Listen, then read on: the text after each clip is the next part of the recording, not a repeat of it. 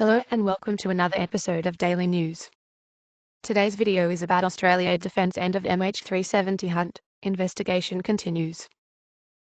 Sydney, Australia. Australian officials defended their suspension of the fruitless deep-sea sonar search for Malaysia Airlines Flight 370, insisting on Wednesday that the enormous costs involved played no role in their decision to halt the nearly 3-year hunt. Australia's Transport Minister Darren Chester also said that while the search had been called off on Tuesday, work behind the scenes would go on, with experts continuing to analyse data associated with the doomed aircraft's final hours and examining any future debris that washes ashore. But he declined to specify what kind of breakthrough would convince officials to resume the search for the Boeing 777's underwater wreckage. When we get some information or data or a breakthrough that leads us to a specific location, the experts will know it when they see it, he told reporters in the southern city of Melbourne. Australia, Malaysia and China, which have funded the $160 million search, have rejected pleas from family members of the passengers and some investigators that search crews be allowed to keep going. China is involved because more than half of the 239 people on board the plane were Chinese. Late last year, as ships with high-tech search equipment covered the last strips of the 120,000 square kilometre, 46,000 square mile search zone west of Australia, experts concluded they had been looking in the wrong place and should have been searching a smaller area immediately to the north. But by then, the three countries had already agreed not to search elsewhere without evidence of the plane's exact location. Chester defended the decision to call off the hunt without checking the new area to the north, saying, "No one is coming to me as minister and saying, we know where MH370 is." And he insisted the high price of the search had nothing to do with pulling the plug. It is a costly exercise, but it hasn't been the factor which led to the decision to suspend the search, Chester said. We don't want to provide false hope to the families and friends. We need to have credible new evidence leading to a specific location before we would be reasonably considering future search efforts.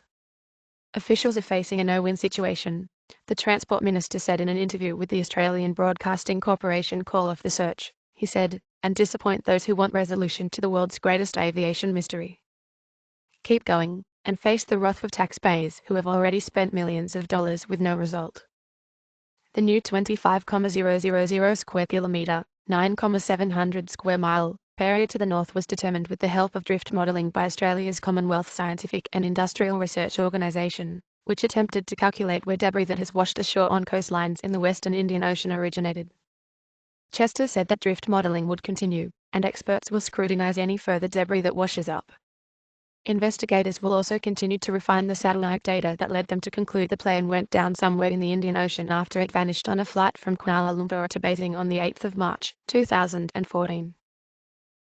Australian Prime Minister Malcolm Turnbull said he empathised with the families who want the search to go on, but said officials had done the best they could under extraordinary circumstances. We share their deep disappointment that the plane has not been found, Turnbull told reporters. It is an unprecedented search. It's been conducted with the best advice over the areas that were identified as the most likely to find the location of the airplane. It is a shocking tragedy, and we grieve and we deeply regret the loss, and we deeply regret that the plane has not been found. Tony Abbott, who was Australia's Prime Minister when the Boeing 777 disappeared, suggested the search should continue. Abbott pledged on the first anniversary of the tragedy, "It can't go on forever, but as long as there are reasonable leads, the search will go on." On Tuesday, he tweeted, disappointed that the search for MH370 has been called off. Especially if some experts think there are better places to look. If the plane is never found, the reasons for its disappearance and crash will probably never be known, though Malaysia has said the plane's erratic movements after takeoff were consistent with deliberate actions. Chester said he had not given up hope of resolution, though he conceded answers may be a long way off. It's an extraordinary aviation mystery as it stands today, he said. I am hopeful that we have a breakthrough in the future. We need to prepare ourselves for the sad and tragic reality that in this foreseeable future, we may not find MH370. Thanks a lot for watching. Please subscribe to our channel for daily videos.